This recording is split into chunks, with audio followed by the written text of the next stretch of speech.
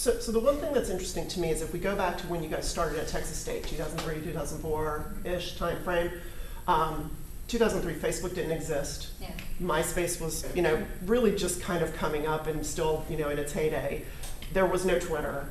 The Statesman did not have a social media editor, and neither did the New York Times or any other newspaper. Yeah. They were not doing data visualizations. So how do you guys feel about being in school and learning about things that don't exist yet? I kind of call it the hipster model, like I'm into bands that don't exist yet. Like, how do you learn about jobs that don't exist yet and be prepared for the future? Right. It's funny because I remember starting college and Facebook, what was it, like 2004, around that time frame. And so, they finally started enrolling it to all the universities, and my roommate, before we became roommates at an apartment complex, she was like, hey, are you on Facebook? And it was like, what? And so I was like, okay, other people are talking about this, so it's, I need to get on Facebook and see what's up. And at that point, you had to have a university email address to get into Facebook. So funny to me now, I can do like, anybody can get on. And, I still remember when they were like unrolling it to high school students. It's funny, but anyway, so, I remember playing around with it, and I was like, okay, I'll keep my account even though I'm not really sure how to use it. And just from there, like, I remember interning in DC in 2007, and my roommates there were insane over Facebook. They loved it, they used it, like, they had it up during work, and I'm like, don't you guys get in trouble for that? Like, and they're like, no, just, that's just how we communicate now. And yeah, and after that, I just got hooked on and kind of didn't look back from there. And once Twitter came out, I remember I had my first Twitter account in 2008, I think. And it's not even the same handle I used anymore. It was some really emo, like, sounding like screen name that I came up with, and because I used to be really emo and punky. Still are. A little bit.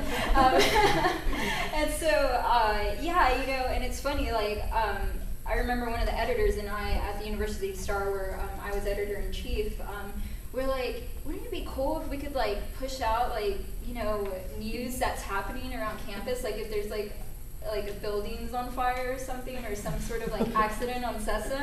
And then we're like, we could use Twitter for that, couldn't we? And she's like, yeah. And so we were like, let's make the account. And it's still the same University Star account now. It's so funny, how like it kept on, and like, and that's when I think I really started to get the sense of how social media could be a news tool too, because even though not like, there was like 50 people on Twitter at that time, they all, came on board eventually, and, Facebook was always there, and it's just really amazing to see how it's grown and changed so much.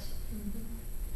Yeah, I think I remember the summer I was working at JCK. I was in the work study program that summer, and I think I got an email from Derek Quackenbush, and she was like, hey, you should check out Twitter. So when I got finished with work, I went, checked it out, and I had like one follower, I'm pretty sure it was Derek. But then that next semester is when I took her campaigns class, and she required us to be on there, and she used to post, I'm sure she still does it now, like post her Wall Street Journal clues on there every single week, so people had to use it. And I think it just took off from there, and people started growing, and I started following Cindy, and started following people that she was following. And then, I started following Myra again. Yeah. And then as far as to answer your question about jobs that don't exist yet, I think it's really important just to understand the skills and make sure people know you have those skills, so that when the job is created, or you could morph into the job, people know that you're available and you understand those things. So like we had talked about the buying a piece of real estate on somebody's brain, that's exactly what she's talking about. And you don't do that overnight, you do that over time by meeting people, being on these social media networks so that people know what you're interested in and what you're talking about and what you're doing. And then the next thing you know, you're the person that they're thinking about, like, oh, we have a job, Carly Smith, is she available? Yeah, exactly. And so what are your thoughts on that, Mary? I was the same. Because HomeAway, I think 2006 was when they started the website. I was looking it up. So again, they didn't exist. That company did not exist when you started at Texas State. Right. That is, I never thought of it that way. I started Twitter the same from Dara, and I think some people just get the click of how to use social media and what it can be used for, and nowadays, with Facebook and Twitter, it can be just used so many different ways, but I don't know, I guess with my job, I guess I'm losing what the question was because y'all pretty much answered it. Just like how we can prepare students, or how you prepared for a job that didn't exist yet.